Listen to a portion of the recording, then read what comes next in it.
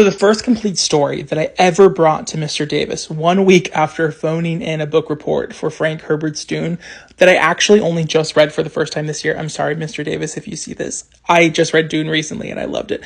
But the first story I ever brought to him as the wizened age of a 15-year-old was this story called Savior. You can tell that religion really did a number of me because even as a kid, all of my stuff was so religion themed. Growing up gay in the South, it just does something to you, babe. So this was years before I wrote about or studied Buddhism or Hinduism. Also, I'm sorry for any typos. For those who don't know, this is part of my series where I just stream of consciousness, write, and share. So if there's typos, don't take it personally. Years before any other religion held fascination with me. For reasons that are fairly obvious, at the age of 15, I was obsessed with the Bible. At the time, I was a staunchly liberal, leaning fully leftist as I am today, though I have grown in my views of reform versus abolition. I used to be a reformist working for the Democratic Party establishment candidates for re-election. I was always an activist from a very early age, but I was definitely working for the mainstream liberal candidates, as I was seeing this as the logical game theory choice, waiting patiently for the moral arc of the universe to bend towards the justice and the idealized world that we wanted. And I was always sort of inculcated in the disciplines of MLK. But I now realize that in many cases, abolition is the only way forward. And a lot of these political rights leaders that I loved were actually more in favor of abolition than their whitewashed versions of history would have indicated. However, at 15, before I concerned myself with the intricacies of politics and policy and social movements, my main concern was about the fate of queer people. What would happen to sinful souls like mine? I used to wonder this all the time. Would we live? Would we be tortured for eternity? Would we be condemned to rot in hell because of our difference? It would be years before I learned about the ways in which the blank party forwarded this translational myth leading to the notion that the Bible was and had always been anti-gay. This is actually not true. Google this. It's fascinating. There is no talk of anti-gayness in the Bible, but due to post-World War translational issues, they equated certain words that meant a very bad thing to queerness. And then that became popular culture being oh, as a Christian, it says this. And then all these megachurch pastors started just slinging that doctrine. So, back to the piece. As such, I became particularly fascinated with Dante's Inferno, the Book of Revelations, and Good Omens by Neil Gaiman and Terry Pratchett. I wanted to know what people thought of hell, what people thought of angels, what people thought of gay people, and what my chances were getting out of this life unscathed. So late into the night, I read from the Bible and novels and texts examining each of the angels that had fallen from heaven and had sex with human beings and produced offspring called Nephilim. I was so fascinated by this idea as a kid. I thought this was the most interesting thing that anyone had ever written about. To a young student of both the Bible and speculative fiction stories like Harry Potter and Percy Jackson, the news of yet another type of magical being, halfling, that had superpowers less shocked me more than it fascinated me. What happened to these types of beings, I wondered? Did they wander among us even today? So in the 10th grade, I stayed up until the wee hours of the morning, battling through sleepy days of school, rushing back to my computer in the night to pen Savior, a book about a fallen angel who fell in love with a waitress at the local Italian restaurant in my town, the same restaurant where I worked as a busboy for upward of 5 years.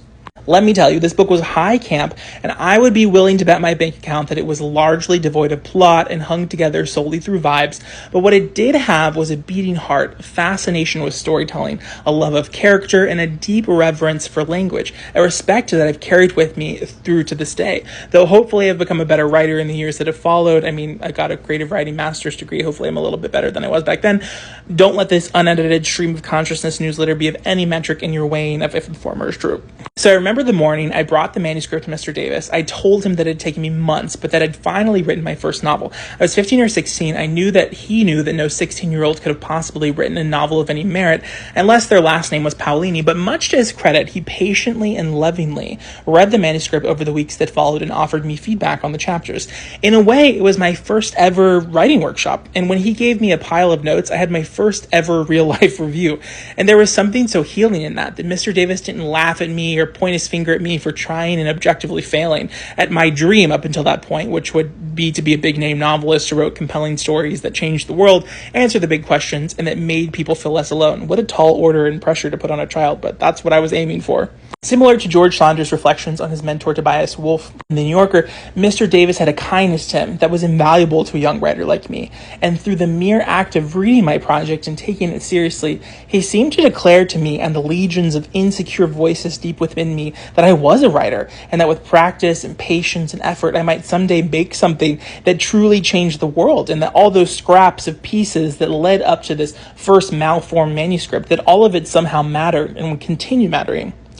I sadly never saw Mr. Davis again after that fall, or later as the years passed. I'm not really sure what became of him. Spring of that year, I met Lisa, my gifted literature professor, who would become one of my best friends and my writing mentor for many years that followed, taking me under her wing and nurturing my writing abilities.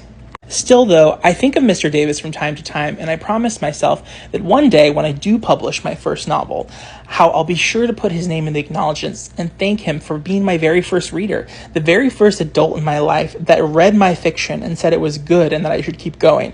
And all of this is what flowed through my mind the other night when I sprang from bed from the aforementioned dream in which I was drinking black coffee, Mr. Davis style, with my sister in Florida, as a meteor pummeled itself towards Earth. And the cup I drank from was not my own, but the same cup that Mr. Davis used to drink out of every day. I was like, all these years later, that simple act of kindness from a man who owed me nothing, it stuck with me. It's funny how that happens. All right, y'all, that is it for me today. This is the end of part 4, the end of issue number 33 of my newsletter, Let's Thrive Together, which you can find at alexlopezwrites.substack.com. Let me know your thoughts of my first stream of consciousness session below. I've started this new series where I try to daily stream of consciousness, just put something out there. Goodbye for now. I look forward to seeing you again soon. And if you don't already, please subscribe below. All of my newsletters will be offered for free, but if you can comfortably afford to do so, please consider becoming a paying subscriber and supporting my work. My dream is to really live off of my writing one day, so please help me make that happen. I love ya. Also, I'm so excited because I think I have 940 subscribers on Substack right now. I can't wait until I break 1,000. I'm like so excited about it. This is my little bio. I have a Bachelor of Arts in English from Dartmouth College and a Master of Fine Arts in Creative Writing from North Carolina State University. That's true. I write about culture, television, film, politics, books, writing, motivation, relationship, and my best friend Ayanda.